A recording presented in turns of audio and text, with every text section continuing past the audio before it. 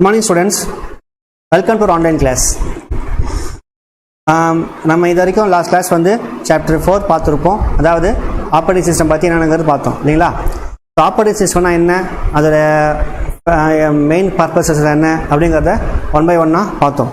So ஜென்ரலாக operating சிஸ்டம்னா என்னென்னு பார்த்தீங்கன்னா, operating system is a interact with user and computer system. இதான் வந்து ஆப்ரேட்டிங் சிஸ்டமோட மெயின் கான்செப்ட். ஆப்ரேட்டிங் சிஸ்டமோட பார்த்தீங்கன்னா interact with user and computer system தான் வந்து மெயின் தான் ஆப்ரேட்டிங் சிஸ்டமோட கான்செப்ட். ஓகேங்களா. ஸோ அதில் பார்த்தீங்கன்னா நம்ம என்னென்ன பார்த்தோன்னா, என்னென்ன ப்ராசஸ் பார்த்தோம், மெமரி மேனேஜ்மெண்ட் பார்த்தோம், ப்ராசஸ் மேனேஜ்மெண்ட் பார்த்தோம், டிவைஸ் மேனேஜ்மெண்ட் பார்த்தோம், ஃபைல் மேனேஜ்மெண்ட் பார்த்தோம், செக்யூரிட்டி மேனேஜ்மெண்ட் பார்த்தோம், அப்புறம் கண்ட்ரோல் ஓவரால் சிஸ்டம்ஸ் இதை பற்றி ஃபுல்லாக செக் பண்ணி பார்த்தோம் வந்து இல்லையா. ஸோ எல்லாம் வந்து ஒரு தடவை ரிவிஷன் பண்ணி பாருங்கள். அப்போ தான் வந்து உங்களுக்கு நான் சொன்னது உங்களுக்கு புரியும். புரியல அப்படின்னா நீங்கள் கமெண்ட்டில் கேளுங்க, கண்டிப்பாக நான் உங்களுக்கு கமெண்ட்டில் கரெக்டாக பதில் சொல்லுவேன். சரிங்களா. ஸோ நீங்கள் கமெண்ட்டில் வந்து கொடுக்கும் போது புரியல அப்படின்னா மட்டும் நீங்கள் வந்து எனக்கு பண்ணுங்கள். மற்றபடி தவறான எதுவும் கமெண்ட்டில் கொடுத்துடாதீங்க. ஏன்னா கமெண்ட் வந்து எனக்கு மட்டும் வரது கிடையாது, இது வந்து எல்லோரும் பார்க்கக்கூடியது. ஸோ உங்களுக்கு தான் வந்து அது பாதிப்பு ஏற்படுத்தும். அதனால் வந்து கமெண்ட் பண்ணும்போது தவறான வார்த்தைகளை பயன்படுத்தாதீங்க. ஓகே, இன்னைக்கு சாப்டர் 5 பார்க்க போகிறோம். Chapter 5 working with operating system. Working with operating system இதை பார்த்தீங்கன்னா விண்டோஸ் 7 பேஸ் பண்ணி இந்த சாப்டர் வந்து ஃபுல்லாக சொல்லியிருப்பாங்க. விண்டோஸ் 7 ஓகேங்களா.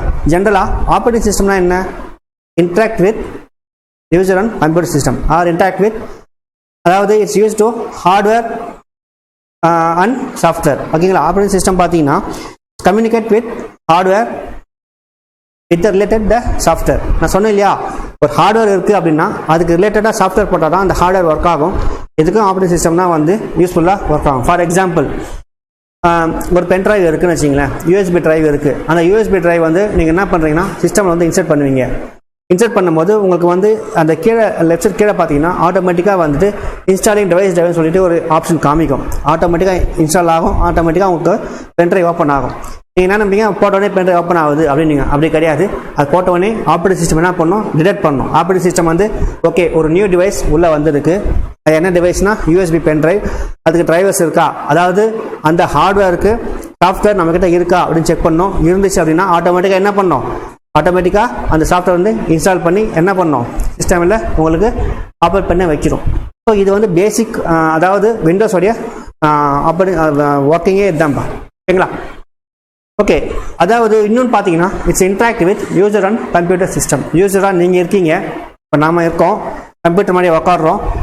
நமக்கு என்ன வேணும், நமக்கு என்ன சாஃப்ட்வேர் வேணும், நமக்கு அந்த ஆப்ரேட்டிங் சிஸ்டம் உள்ளே போனால் தான் மற்றபடி வேறு ஏதாச்சும் நம்ம கம்யூனிகேட் பண்ண முடியும். ஓகேங்களா. ஒரு ப்ரோக்ராம் ஒர்க் பண்ணாலும், ஒரு C++ ப்ரோக்ராம் ஒர்க் பண்ணாலும், இல்லை ஒரு Python ப்ரோக்ராம் ஒர்க் பண்ணணும்னாலும் என்ன பண்ணணும், அந்த ஆப்ரேட்டிங் சிஸ்டம் உடைய இருந்தால் மட்டும்தான் நம்ம மற்ற ப்ரோக்ராம் வந்து இன்ட்ராக்ட் பண்ண முடியும். இதுதான் வந்து ஆப்ரேட்டிங் சிஸ்டமோட வேலை. ஓகேங்களா. இப்போது இந்த சாப்டர் பொறுத்த வரைக்கும் விண்டோஸ் 7 பற்றி சொல்லியிருப்பாங்க. விண்டோஸ் 7ல் வந்து என்னென்ன இருக்குது, என்னென்ன ப்ராசஸ் இருக்குது, அது எப்படி ஒர்க் பண்ணணும் அப்படிங்கிறத உங்களுக்கு வந்து சொல்லியிருப்பாங்க. இன்றைக்கி பார்த்தீங்கன்னா இது வந்து ஜெனரல் கான்செப்ட் நான் சொல்கிறது. ஓகேங்களா. புக்கில் இல்லாத விஷயங்கள்.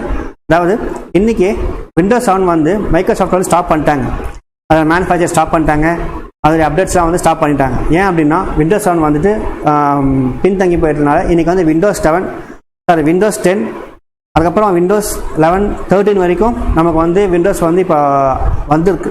11, 13 வந்து இன்னும் வெளியே வரல, பீட்டா வெர்ஷனாக தான் இருக்குது. பட் 10 வந்து ஃபுல்லாக வந்து அப்டேட்டில் வந்து போயிட்டுருக்கு. ஓகேங்களா. விண்டோஸ் 10 பார்த்தீங்கன்னா உங்களுக்கு வந்து மைக்ரோசாஃப்ட்லேயே வந்துட்டு தராங்க. நீங்கள் வந்து தனியாக டவுன்லோட் பண்ணணும் இதுன்னு அவசியம் கிடையாது. விண்டோஸ் 10 பொறுத்த வரைக்கும் மைக்ரோசாஃப்ட்லேயே வந்து அதுக்குள்ள சாஃப்ட்வேர் வந்து தராங்க, நீங்கள் டவுன்லோட் பண்ணி உங்கள் சிஸ்டமில் இன்ஸ்டால் பண்ணிக்கலாம். ஓகேங்களா.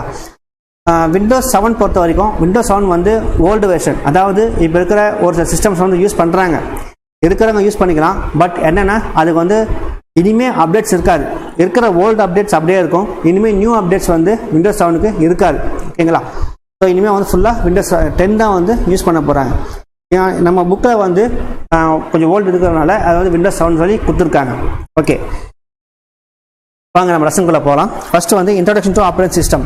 Operating system is system software that enable hardware to communicate operate with the other softwares. ஓகேவா. நான் சொன்னேன் இல்லையா, it's communicate with the hardware to the operate with other softwares. ஓகேங்களா? அந்த ஹார்ட்வேர் அதுக்கு உண்டான ரிலேட்டட் சாஃப்ட்வேர் கொடுத்தா தான் வந்து என்ன பண்ணும், அந்த ஹார்ட்வேர் வந்து ஒர்க் ஆகும். இதுக்கு வந்து மெயினாக கம்யூனிகேட்டாக இருக்கிறது யாருன்னு பார்த்தீங்கன்னா ஆப்ரேட்டிங் சிஸ்டம். ஓகேங்களா? It is a interface between user and computers. ஓகேவா? It is an interact between user and computers. Okay, it's control overall the execution of the computer. Operating system control overall execution of the operating systems. Okay வா? இங்க பாத்தீங்கன்னா உங்க புக்ல page number 57 எடுங்க. அதில் பார்த்தீங்கன்னா ஒரு டயக்ராம் கொடுத்துருப்பாங்க பாருங்க. அதாவது user 1, user 2, user 3, user up to user n கொடுத்துருப்பாங்க. Software, hardware. இந்த சாஃப்ட்வேர் இருக்குன்னா அதுக்கு ரிலேட்டட் சாஃப்ட்வேர் ஹார்ட்வேர் இருக்கு. அதுக்கு ரிலேட்டட் சாஃப்ட்வேர் போட்டால் தான் வந்து என்ன ஆகும், அது ஒர்க் ஆகும்.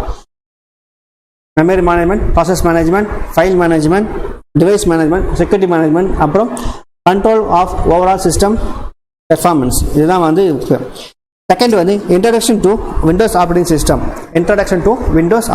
பார்த்தீங்கன்னா every computer needs operating system to function. Microsoft Windows is one of the most popular graphical user interface. நான் ஆல்ரெடி வந்து லாஸ்ட் சாப்டரே உங்களுக்கு சொல்லியிருப்பேன்.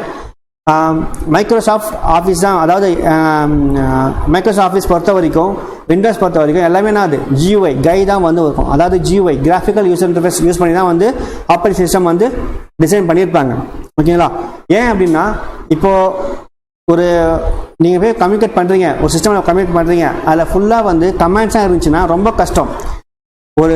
ஒரு ஃபைல் ஓப்பன் பண்ணாலும் கமெண்ட் யூஸ் பண்ணோம், ஒரு இது ஓப்பன் பண்ணாலும் கமெண்ட் யூஸ் பண்ணோம், ஒரு இது க்ளோஸ் பண்ணாலும் கமெண்ட் யூஸ் பண்ணோம். இது மாதிரி பண்ணோன்னா நமக்கு அது ரொம்ப கஷ்டம். அதனால தான் வந்து அதை ஓவர்டேக் பண்ணணும் அப்படிங்கிறதுக்காக தான் வந்து என்ன பண்ணாங்கன்னா விண்டோஸில் வந்து ஃபுல்லாக கிராஃபிக்கலாக கொண்டு வந்தாங்க. கிராஃபிக்கல்னால் நீங்கள் என்ன பண்ணுறீங்க, மவுஸ் ட்ராக் பண்ணுறீங்க, ஒரு ஃபோல்டர் ஐக்கான் இருக்குது, அந்த ஃபோல்டர் ஐக்கானும் கிராஃபிக்ஸ் தான். மை கம்ப்யூட்டருக்கு பார்த்தீங்கன்னா மை கம்ப்யூட்டரும் கிராஃபிக்ஸ் தான். ரீசைக்கிள் பின் இருக்குது, அதுவும் கிராஃபிக்ஸ் எல்லாமே டிசைன் பண்ணி வச்சுருக்காங்க. நீங்கள் என்ன பண்ணுவீங்க, மவுஸ் ட்ராக் பண்ணுவீங்க, கிளிக் பண்ணுவீங்க, ஓப்பன் ஆகும். ஸோ இதுதான் வந்து கிராஃபிக்கல் யூசர் இன்டர்ஃபேஸ். ஓகேங்களா? Windows operating systems uses both keyboard and mouse. Windows operating system uses both keyboard and mouse as input devices. ஓகேவா? அதாவது விண்டோஸ் பொறுத்த வரைக்கும் கீபோர்டும் மவுஸும் வந்து என்ன பண்ணுவாங்க, இன்புட் டிவைசஸாக நமக்கு கொடுக்குறாங்க. இது mouse user interact with Windows by clicking the icon. Mouse ஏன் நம்ம யூஸ் பண்ணுறோம் பார்த்தீங்கன்னா, ஒரு ஐக்கானையோ இல்லை ஒரு இமேஜையோ நம்ம கிளிக் பண்ணுறதுக்காக, அதை கிளிக் பண்ணால் என்ன ஆகணும், இன்ட்ராக்ட் வித் விண்டோஸ். நீங்கள் போகிறீங்க, மவுஸ் வந்து டிவைஸ் ட்ராக் பண்ணுறீங்க, ட்ராக் பண்ணி அந்த ஒரு ஃபோல்டரு இல்லை ஒரு ஐக்கான் ஏதாச்சும் ஒன்று கிளிக் பண்ணுறீங்க பார்த்தீங்களா, அது கிளிக் பண்ண என்ன ஆகும்னா it's will be interact with operating system. ஓகேங்களா? Keyboard is use to enter the alphabets. அதாவது கீபோர்டு வந்து எதுக்காக யூஸ் பண்ணுறோம் பார்த்தீங்கன்னா, நீங்கள் டைப் பண்ணலாம். ஓகே, நீங்கள் கீபோர்டில் என்டர் பண்ணுறீங்க, ஒரு லெட்டர் டைப் பண்ணுறீங்க அப்படின்னா it's interact with operating system. அந்த சாஃப்ட்வேர் மூலிமா என்ன பண்ணும், ஆப்ரேட்டிங் சிஸ்டம் வந்து இன்ட்ராக்ட் பண்ணுது இல்லையா? ஸோ அதுக்காக வந்து என்ன பண்ணும், நீங்கள் கொடுக்குற இன்புட்ஸ்லாம் வந்து ஒன்று மவுஸாக கொடுக்கலாம், இல்லைனா கீபோர்டில் கொடுக்கலாம். கீபோர்டில் பொறுத்த வரைக்கும் alphabets, numerics and alpha numerics வழியாக நம்ம என்ன பண்ணலாம், இன்புட்ஸாக நம்ம தர முடியும். ஓகேங்களா? Some of the functions of Windows operating systems பார்த்தீங்கன்னா access application on the computer, that is word processing, games, purchase, calculators and so on. Next பார்த்தீங்கன்னா loads any program on the computers. Load any program means for example இப்போ C++ இருக்கு, Python இருக்கு, Java இருக்கு. So நீங்கள் வந்து ஒரு விண்டோஸில் எத்தனை software சொன்னாலும் நீங்கள் என்ன பண்ணலாம், டிவைஸ் வந்து நீங்கள் இன்ஸ்டால் பண்ணிக்கலாம். ஓகேங்களா?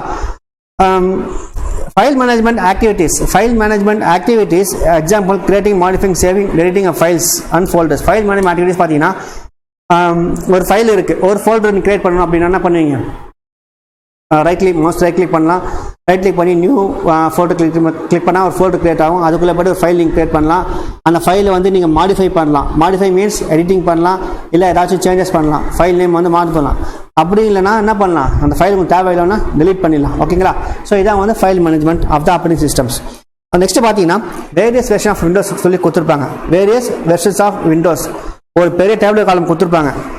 ஒரு பெரிய டேபிள் காலம், அதாவது விண்டோஸ் பிறந்ததுலேருந்து இன்னைக்கு யூஸ் பண்ணுற 10 வரைக்கும் உண்டான அந்த டேட்ஸ், அந்த இயர்ஸு, அதுக்கு உண்டான யூசர்ஸ்லாம் வந்து கொடுத்துருப்பாங்க. அது ஃபுல்லாக தரவாக பாருங்கள். இது வந்து கண்டிப்பாக ஒரு 5 மார்க் கொஸ்டின்ஸில் வரும். அப்படி இல்லை அப்படின்னாலும் 1 மார்க் 2 மார்க்கில் கேட்கக்கூடிய வாய்ப்புகள் அதிகமாக இருக்குது. ஓகேங்களா?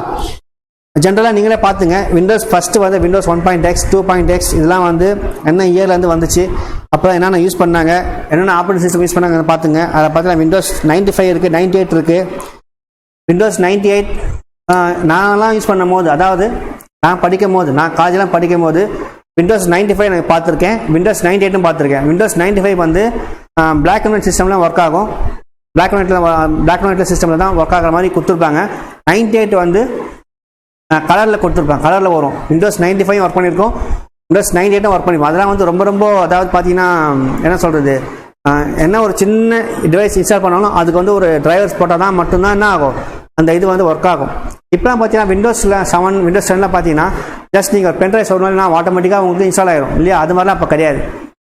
ஒரு பென்ட்ரைவ் நீங்கள் இன்ஸ்டால் பண்ணணும் அப்படின்னா அந்த பென்ட்ரைவ் உண்டான டிரைவர்ஸ் வந்து என்ன பண்ணணும், ஃபஸ்ட்டு இன்ஸ்டால் பண்ணிடணும். இன்ஸ்டால் பண்ணிவிட்டு, அதாவது நான் சொல்கிறது என்ன, 95, 98 எக்ஸ்பீரியெல்லாம் பார்த்தீங்கன்னா நீங்கள் ஃபஸ்ட்டு என்ன பண்ணணும், இன்ஸ்டால் பண்ணணும். இன்ஸ்டால் பண்ணிவிட்டு சிஸ்டம் ரீஸ்டார்ட் பண்ணணும். ரீஸ்டார்ட் பண்ணிவிட்டு அப்புறமா தான் என்ன பண்ணணும், பென்ட்ரைவையோ இல்லை வேறு ஏதாவது நீங்கள் இன்ஸ்டால் பண்ண முடியும். ஓகேங்களா? ஸோ ஜஸ்ட் சொல்கிறேன், இது வந்து இப்போ 98 இல்லை 95 இப்போ கிடையாது, எல்லாம் வந்து மண்ணுக்குள்ளே போட்டு புதைச்சிட்டாங்க. ஏன் எக்ஸ்பியே வந்து இப்போ மண்ணுக்குள்ளே போட்டு புதைச்சிட்டாங்க. எக்ஸ்பியை வந்து எங்கேயோ 1-2 இடத்துல யூஸ் பண்ணிட்டு இருக்காங்க. ஓகேங்களா? எங்கேயோ 1-2 இடத்துல யூஸ் பண்ணிட்டு இருக்காங்க. நெக்ஸ்ட் பார்த்தீங்கன்னா விண்டோஸ் NT, விண்டோஸ் ME இதெல்லாம் வந்துச்சு. இதெல்லாம் வந்து ரொம்ப ரொம்ப பார்த்தீங்கன்னா NTலாம் பார்த்தீங்கன்னா ரொம்ப வேகமாக இருக்கும், அதாவது யூஸ் பண்ண ரொம்ப கஷ்டமாக இருக்கும். MEலாம் வந்து ஃபெயிலியர் மாடல், ரொம்ப ரொம்ப கஷ்டமான ஒரு இதுவாக இருக்கும். நெக்ஸ்ட் பார்த்தீங்கன்னா விண்டோஸ் 2000 வந்துச்சு. 2000 பார்த்தீங்கன்னா சர்வருக்காக யூஸ் பண்ணுவாங்க, விண்டோஸ் சர்வருக்காக யூஸ் பண்ணுவாங்க. இன்னைக்கு வரைக்கும் ஒரு சில பேங்க்கில் பார்த்தீங்கன்னா பேங்க் சர்வர்ஸ் வந்து பார்த்தீங்கன்னா விண்டோஸ் 2000 யூஸ் பண்ணிட்டு இருப்பாங்க. பேங்கோட சர்வர்ஸ் ப்ராசஸ் பார்த்தீங்கன்னா 2000 யூஸ் பண்ணியிருக்காங்க. இப்போ விண்டோஸோட சர்வரோடைய சாஃப்ட்வேர் பார்த்தீங்கன்னா அப் டு 2016 வரைக்கும் வந்துருச்சு. சர்வருடைய சாஃப்ட்வேர் பார்த்தீங்கன்னா 16 வரைக்கும் வந்துச்சு. அதாவது சர்வருக்கும் தனி சாஃப்ட்வேர் இருப்பாங்க. விண்டோஸில் சர்வருக்கும் தனி சாஃப்ட்வேர், டெஸ்க்டாப்புக்கும் தனி சாஃப்ட்வேர் இருக்குது. டெஸ்க்டாப்பில் பார்த்தீங்கன்னா 7, 10 இதெல்லாம் வருது இல்லையா, அது மாதிரி தான் டெஸ்க்டாப் போடுவாங்க. அதே சர்வருக்கு பார்த்தீங்கன்னா 2000, 2003, 2005, 2008 அப் டு இப்போ 2016 வரைக்கும் தனித்தனியாக வந்துருச்சு. அது வந்து சர்வருக்காக யூஸ் பண்ணுறது. ஓகேங்களா? அது வேறு இது வேறு. ஓகேங்களா? அப்புறம் பார்த்தீங்கன்னா விண்டோஸ் XP, விண்டோஸ் விஸ்டா. விண்டோஸ் விஸ்டாலாம் வந்து ரொம்ப ரொம்ப என்ன சொல்கிறது, மட்டமான சாஃப்ட்வேர், ரொம்ப நாள் நிலைக்கல. XP பார்த்தீங்கன்னா ரொம்ப ஹை லெவல், அதாவது ரொம்ப நாள் யூஸ் பண்ணிட்டு இருந்தாங்க, ரொம்ப ரொம்ப யூஸ் பண்ணி. விண்டோஸ் 7லாம் வந்து அப்போ கூட XP யூஸ் பண்ணியிருந்தாங்க. ஆனால் விண்டோஸ் விஸ்டா பார்த்தீங்கன்னா விஸ்டா வந்து ரொம்ப ரொம்ப வந்து அதாவது ஃபெயிலியர் மாடலாக போச்சு. அதனால் வந்து என்ன ஆச்சுன்னா கட் பண்ணி அது வந்து செத்து போன மாடலை வந்து மண்ணில் போட்டு பதிச்சிட்டாங்க. இப்போ விண்டோஸ் 8, விண்டோஸ் 7க்கு அப்புறம் விண்டோஸ் 8 வந்துச்சு, 8.1 வந்துச்சு.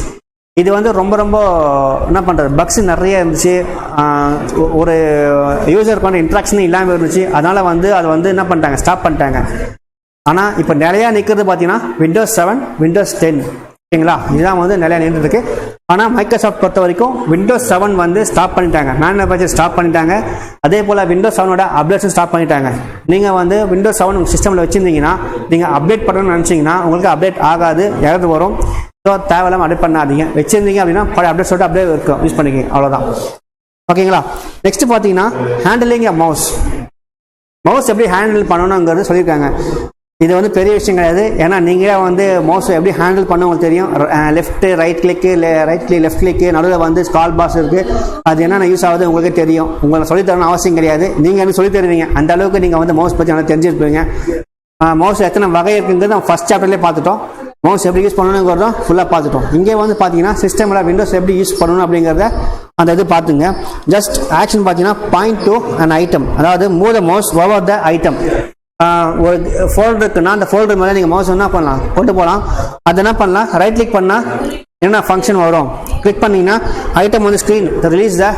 ஓகே, அதாவது ஒரு ஃபோல்டர் இருக்குது அப்படின்னா நீங்கள் மவுஸ் ட்ராக் பண்ணி கொண்டு போகிறீங்க இல்லையா, ட்ராக் பண்ணி என்ன பண்ணுங்க, ட்ராக் பண்ணி கொண்டு போகிறதும் ஒரு ஆக்ஷன். ட்ராக் பண்ணி கொண்டு போய் அந்த ஐக்கான் மேலே வச்சு கிளிக் பண்ணுறீங்க இல்லையா, அதுவும் வந்து ஒரு ஆக்ஷன். நெக்ஸ்ட் பார்த்தீங்கன்னா ரைட் கிளிக் பண்ணிங்கன்னா உங்களுக்கு என்னென்ன வரும், பாயிண்ட் ரைட் கிளிக் பண்ணால் ஸ்க்ரீன் பண்ணிங்கன்னா அதாவது ரைட் கிளிக் பண்ணி பாருங்க, அது என்னென்ன ஆக்ஷன் காமிக்கும், என்னென்ன வேணும், என்னென்ன ஆக்ஷன் பண்ணணும்னு சொல்லிட்டு ரைட் கிளிக் காமிக்கும். லெஃப்ட் கிளிக் பண்ணினாலும் லெஃப்ட் கிளிக்கில் என்னென்ன பண்ணணுங்கிறத உங்களுக்கு அந்த ஆக்ஷன் வந்து காமிக்கும். இதான் வந்து மவுஸ். அந்த ட்ராக் அண்ட் ட்ராப். ஒரு மவுஸ் நீங்கள் என்ன அந்த ஃபோல்டர் என்ன பண்ணலாம், மவுஸ் வச்சு ஒரு இடத்துக்கு வந்து இன்னொரு இடத்துக்கு நீங்கள் ட்ராக் பண்ணி கொண்டு போகலாம். ஃபார் எக்ஸாம்பிள் டெஸ்க்டாப்பில் வந்து சம் ஃபோட்டோஸ் வச்சுருப்பீங்க, ஃபோல்டருக்கு வெளியே அந்த ஃபோட்டோஸ் இருக்கும்.